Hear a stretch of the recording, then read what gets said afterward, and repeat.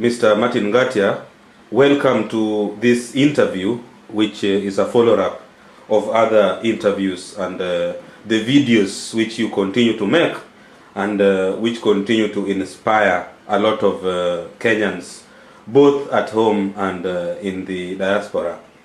Thank you very much for accepting this interview. Thank you too, Mr. Journalist. Now, if we might begin with the most burning question in Kenya today, the question of the illegal nomination of the Attorney General, the Director of Public Prosecutions, the Chief Justice, and the Controller of Budget, which was done by President Kibaki. There was a lot of problems because the Prime Minister Raila Odinga said that he was never consulted. The Speaker has now made a ruling and returned the matter back to the principals to deal with. Then there has been the reaction from MPs. Then there has been the reaction from the Kenyan people. Now, what do you say about this situation? Thank you very much. I would like to answer your question as follows. Not only in Stockholm,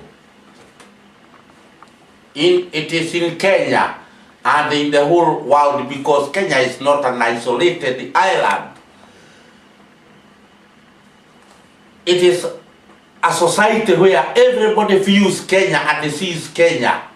For instance, the people of this country have suffered so much. And remember, the other day Kenyan people voted the constitution. To this day, it has never been implemented because of what we call impunity. I would like Kenyan people to go back to our history. It is 50 years since Kenya got independent, fake anyway, from Great Britain. When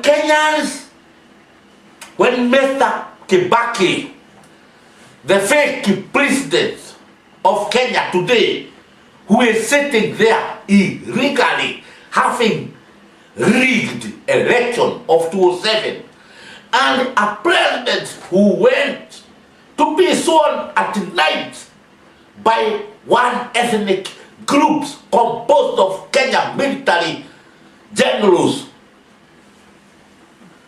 intelligence.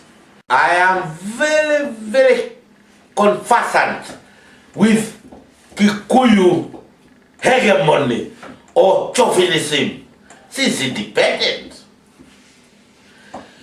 What we have seen is that Kibaki himself is allergic to promoting other tribes. And do not forget Kibaki is senile. Kibaki is dementia.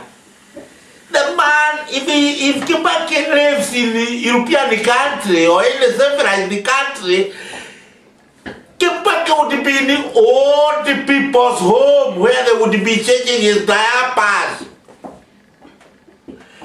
Kibaki sleeps, we all know, it is an open secret. Kibaki sleeps 18 hours a day. Kibaki cannot make a sentence using his brain unless it is written. And the mafia who surround him and advises him writes his speech. I would like to remind Kenyan people, Kibaki is in the same category as the late Jomo Kenyatta, whom until the day Kenyatta died, Kenyatta wouldn't make any sentence. Kenyatta was senile. He was a psychopath until his dying day. And I remember when Kenyatta died in Mombasa, this Kikuyu ruling class Gema tried to fool people. First they were shocked when Kenyatta died. They ask themselves, what are we going to tell the nation that the Caesar has died? So it is the same thing repeating itself. Kibaki is senile. Kibaki knows nothing. So President Kibaki, whatever he is doing, is being done by the person we know very well. The de facto Kenya President, Kimendero Muwanji, Johnny Meshoki. As we all know, and I would like to remind the Kenyan people the following. Kibaki is a tribalist number one.